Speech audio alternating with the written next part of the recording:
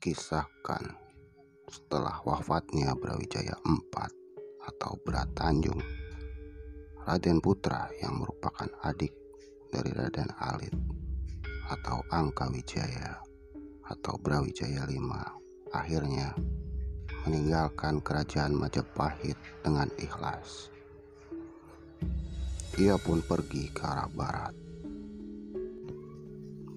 Raden Putra pergi ke arah barat menuju ke negara Panjar di Kebumen untuk menjalani takdirnya. Dalam perjalanannya, ia pun bertapa di beberapa tempat guna memohon petunjuk dari Yang Maha Kuasa.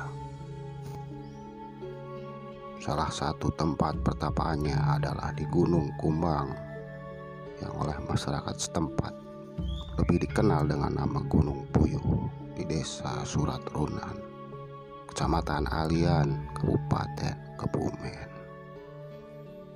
Dalam pertapaannya di Gunung Kumbang, Raden Putra mendapat petunjuk untuk meneruskan perjalanannya menuju ke Kaleng yang kini masuk ke wilayah Kecamatan Puring.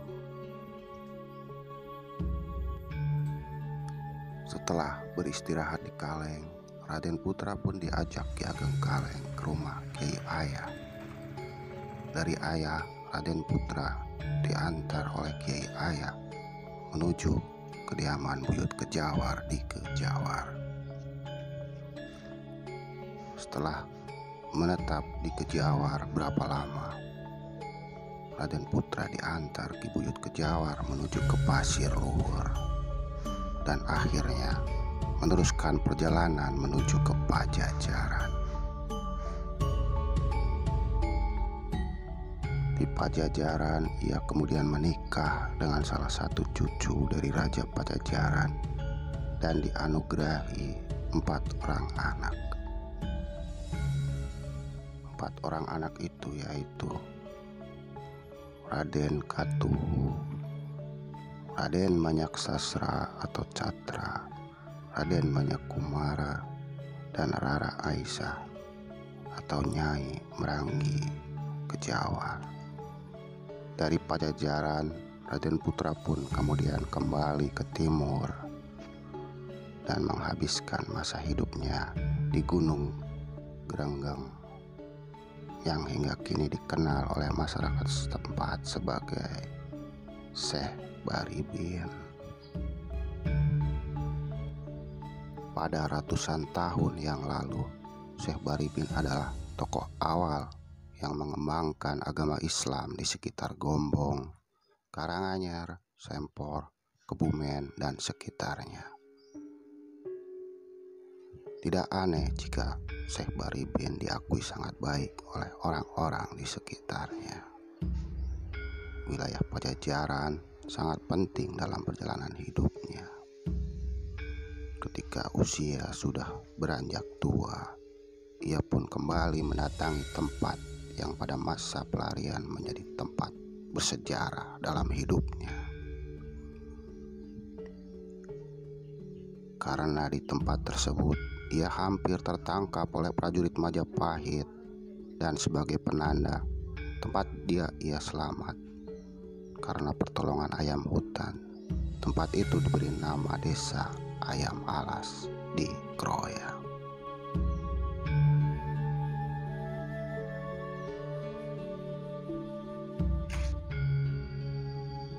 Dan ternyata di wilayah itu pula menjadi tempat ia meninggal. Karena sang guru meninggal di tempat itu, maka para murid-murid pun memakamkannya di tempat tersebut. Tempat di mana Raden Baribin dimakamkan kemudian dikenal dengan nama Dusun Sikancau. Dan sementara itu, para murid-murid atau santri dari Kebumen sudah mendapat firasat bahwa sang guru telah meninggal sebelum bisa pulang ke Kebumen. Mereka, para santri, mendengar gumaman gurunya yang meminta untuk membawanya pulang. Pesan berikutnya adalah meminta agar dimakamkan di Bukit Sentana.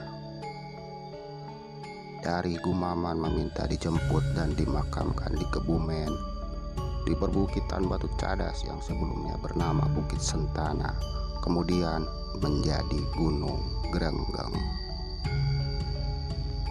Nama Grenggeng berasal dari Gumaman yang terus-menerus menjadi Gumrenggeng. Gumaman dalam bahasa Jawa adalah Grenggeng atau Grenggengan. Murid-murid di Kebumen merasa mendapat wasiat untuk menjemput jasad sang guru dan harus membawa mayat Raden Baribin. Karena kampung halaman terakhir adalah di Kebumen, maka harus dimakamkan di Kebumen. Mereka menganggap murid di Cilacap tidak punya hak memakamkan di tempat itu. Apalagi mereka sudah mendapat wasiat lewat Gumaman untuk dimakamkan di Bukit Sentana. Mereka pun harus menjalankan wasiat terakhir gurunya itu. Namun, karena Raden Baribin sudah dimakamkan, maka murid Cilacap merasa tidak perlu melaksanakan wasiat tersebut. Biarlah sang guru tenang dimakamkan di tempat terakhir dia berdakwah, sebagai tanda akhir perjalanannya sebagai seorang penyebar agama.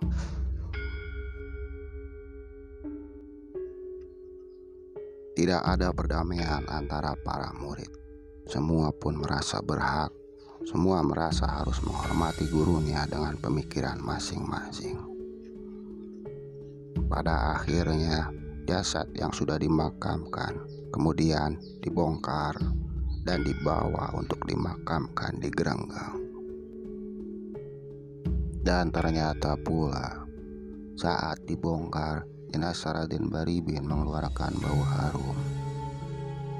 Dan sampai sekarang pun masyarakat sekitar wilayah Gunung Grenggeng menyebut Syekh Baribin dengan sebutan mayit ganda harum atau mayat yang jenazahnya berbau harum.